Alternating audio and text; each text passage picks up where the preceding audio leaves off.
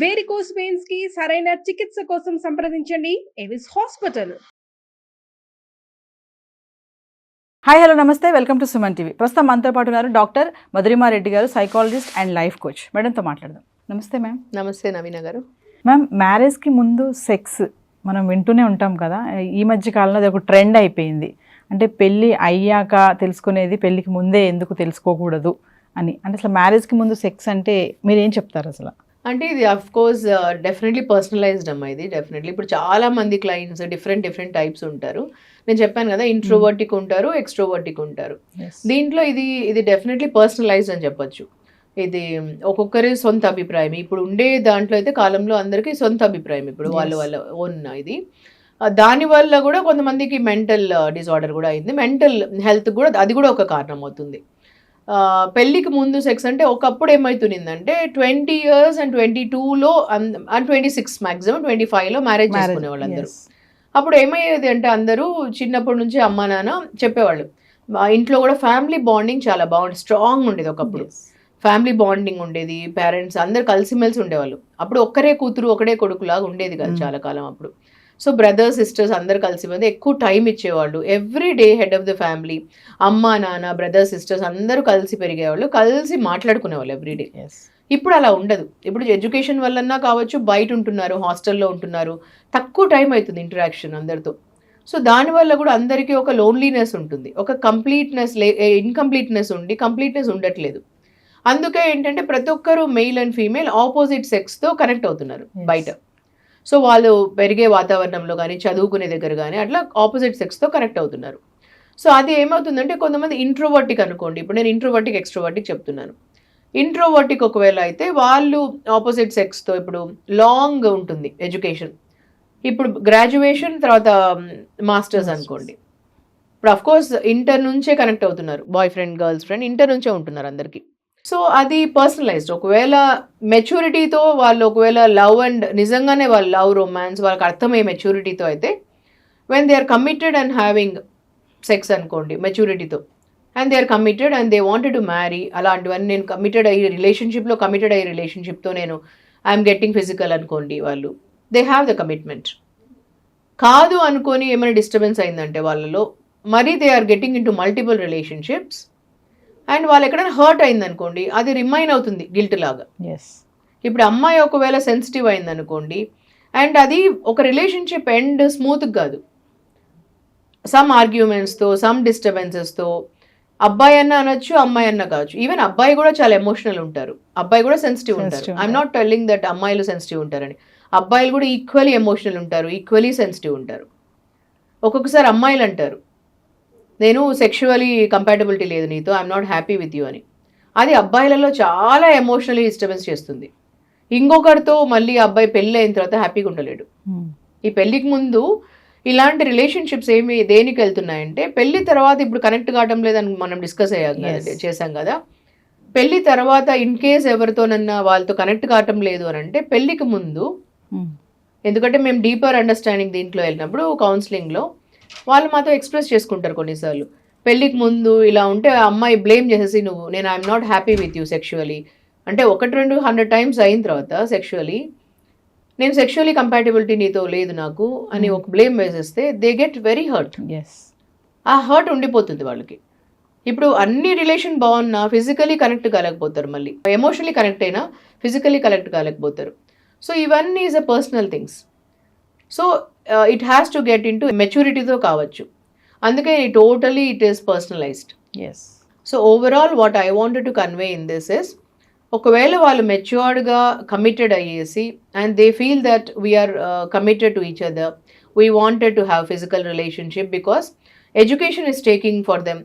ఇప్పుడు వాళ్ళు well settled అయితేనే ఫైనాన్షియలీ మేము పెళ్లి చేసుకుంటాం అన్నప్పుడు పిహెచ్డీనే taking 6 years to 7 years depending వాళ్ళ గైడ్ని బట్టి, అది వైవాని బట్టి అవుతుందండి. ఈ మధ్యలో 7 years మినిమం అవుతుంది పిహెచ్డి, ఒక పిహెచ్డి. ఇప్పుడు నేను డబుల్ డాక్టరేట్ కాబట్టి నేను క్లియర్గా చెప్పగలను, నాకు 2 PhDs కావడానికి 7 years పట్టింది.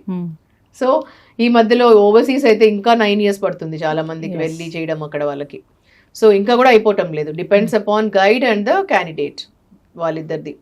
సో అందుకోసం ఇన్ని ఇయర్స్ పడుతుంది కాబట్టి ఒకవేళ వాళ్ళ ఫిజికల్ రిలేషన్షిప్ ఉండి వాళ్ళు కమిటెడ్ ఉన్నప్పుడు they can definitely mature relationship ఉన్నప్పుడు they are committed to each other, financially మంచిగా ఉన్నప్పుడు పెళ్లి చేసుకుందాం కమిటెడ్ ఉన్నామంటే దే కెన్, అది వాళ్ళ దీని ఒపీనియన్.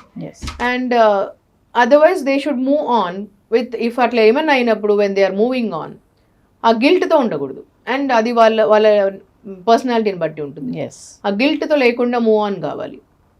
అది అట్లా ఉన్నప్పుడే వాళ్ళు హ్యాపీనెస్ ఉండొచ్చు. మరి మ్యారేజెస్కి ముందు డేటింగ్ అని అంటారు కదా, మరి దీన్ని ఎలా చూడొచ్చు అంటారు? డేటింగ్ అంటే సో మ్యారేజ్కి ముందు డేటింగ్ అంటే, అది కూడా డేటింగ్ అంటే to know each other, and knowing each other is very good. So you can know each other ఎలా అంటే, ఇట్స్ నాట్ డేటింగ్ అంటేనే మీనింగ్ ఓన్లీ ఫిజికల్ రిలేషన్ అని కాదు. Knowing each other is very important to know each others mind, thought. మనము ఒక మనిషికి thoughts ఏంటి అని చాలా మంది మేము ప్రీ పోస్ట్ మ్యారిటల్ కౌన్సిలింగ్ చేస్తామండి. అట్ మా దానిలో మా క్లినిక్స్లో మేము pre post marital counselling package ఉంది. దానిలో చేసినప్పుడు ఏంటంటే 3 months ప్యాకేజ్ అది. అంటే మనకు ఎలా మనం థాట్స్ తెలుసుకోవాలి, ఎందుకంటే మనము చిన్నప్పటి నుంచి అన్ని చదువుకుంటాం, ఇంగ్లీష్, హిందీ, తెలుగు, హిస్టరీ అన్ని చదువుకుంటాం, అన్ని ఇంటర్లో చదువుకుంటాం. కానీ మ్యారేజ్ అనేది, మనీ అనేది ఇవన్నీ చదువుకోం. ఇవి దీనిల వల్లనే మనకు చాలా ప్రాబ్లమ్స్ అవుతాయి లైఫ్లో. సో ఎలాంటి పార్ట్నర్ మనకు సూట్ అవుతారు, ఎలా ఎన్నుకోవాలనేది చాలా ముఖ్యమైనది. ఇది లేకపోతే మన లైఫ్ టర్న్ అయిపోతుంది. చాలా మంది మనము అసెట్స్ చూస్తాం, వాళ్ళు ఎంత రిచ్ ఉంటారు, ఎన్ని ఉంటాయి, ఆ లయబిలిటీ తెలియదు మనకు వాళ్ళవి. ఇవి చాలా మనకు థాట్స్ అనేది మ్యాచ్ కావడం చాలా ఇంపార్టెంట్. ఆ థాట్స్ ఎలా మ్యాచ్ అవుతాయి వాళ్ళకు అంటే, ఫస్ట్ నార్మల్ న్యాచురల్గా we need to talk to each other. అప్పుడు వాళ్ళు you can argue, agree, anything చేసుకోవచ్చు. ఆ థాట్స్ మ్యాచ్ అవుతాయి లేదా తెలుసుకోవడం ఇంపార్టెంట్. It's very important. అదే కంపాటబిలిటీ అంటాం. So you may like Mahesh Babu, I may like Prabhas. మీరు హేట్ చేయాల్సిన అవసరం లేదు. నేను ప్రభాస్, నా మూవీస్ అంటే ఇష్టం అంటే, సేమ్ థింగ్ నాకు మహేష్. రెండు ఈరోజు ఈ సినిమా చూడొచ్చు, రేపు వేరే సినిమా చూడొచ్చు. ఈరోజు ఈ రెస్టారెంట్ పోవచ్చు, రేపు వేరే రెస్టారెంట్కి వెళ్ళొచ్చు భోజనం చేయడానికి. ఇలా ఉండాలి లైకింగ్ అంటే. ఒకరొకరిని హేట్ చేసుకొని మనము అలా చేసుకోవాల్సిన అవసరం లేదు. సేమ్ మ్యారేజ్లో కూడా ఒకరొకరిని ఇన్స్పైర్ చేసేలా ఉండాలి. ఒకరొకరు థాట్స్ మ్యాచ్ అయితేనే బాగుంటుంది. ఈ ఒకరొకరిని రెస్పెక్ట్ చేసుకునేలా ఉండాలి. హస్బెండ్ వైఫ్ రిలేషన్ అంటే ఈరోజు ఒకరొకరికి మనము డిస్రెస్పెక్ట్ ఇచ్చుకొని నువ్వు నా మాట వినేసి ఇలా ఉండాలి, ఇలా అలా ఉండదు. It's a companionship, balancing. It's a compatibility ఉండాలి ఒకరొకరి పట్ల. అంటే ఒకరికి యాంగర్ వస్తుంది, ఇంకొకరు ఇలా ఉండడం కాదు. యాంగర్కి ఒక రీజన్ ఉంటుంది దేనికి వస్తుందో అని. సో ఇవే అర్థం చేసుకునే భావన అంటే. సో మీరు జ్యోతికాని, సూర్యాని చూసింటారు కదా, యాక్ట్రెస్ వాళ్ళు ఎన్ని అసలు ఎంత కంపాటబిలిటీలో ఎన్ని చెప్తుంటారు కదా. Jyothika how much she will tell about Suriya, Suriya కూడా how much she will tell about Jyothika also. So అలా ఒక రోల్ మోడల్ టైప్ ఆఫ్ కూడా ఉండొచ్చు వాళ్ళు, ఒకరొకరు హస్బెండ్ వైఫ్ కూడా. మేము ఫైనల్గా మ్యారేజ్కి ముందు సెక్స్ అంటే ఏం చెప్తారు, అంటే ఎంతవరకు కరెక్ట్ అంటే ఏం చెప్తారు ఫైనల్గా? సో దీనిలో కరెక్టా తప్ప అని చెప్పడానికి లేదండి. What I feel is it's a personalized is what I tell. It's individual opinion and people. మీకు గిల్ట్గా అనిపించదు అని అంటే మీరు చేసుకో, ఇట్ ఈస్ యువర్ ఒపీనియన్ అండి. కానీ దాంట్లో మీరు you can take it bold.